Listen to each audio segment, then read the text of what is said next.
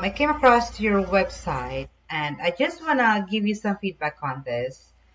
Yeah, your website is so simple and I like it because, all the information needed here. I mean, all the information that clients would need is here. So yeah, and also the number is here, so it's easy to find.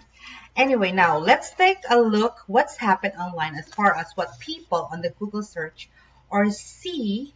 Let's take a look at the customer looking for your service would see on Google and what, wait, I'll show it to you. What we are looking right now is a ranking grid. This is a ranking grid and you can see you are number one right here in the middle area, which is your Google profile location. That around that, it drops off quickly and here, these are the corners, okay?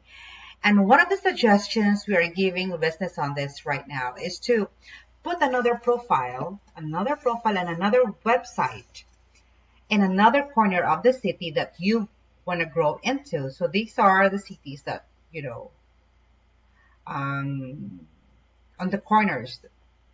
And now let us take a quick look or now wait.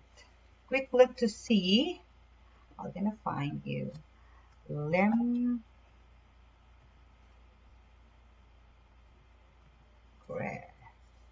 Oh, that's too far.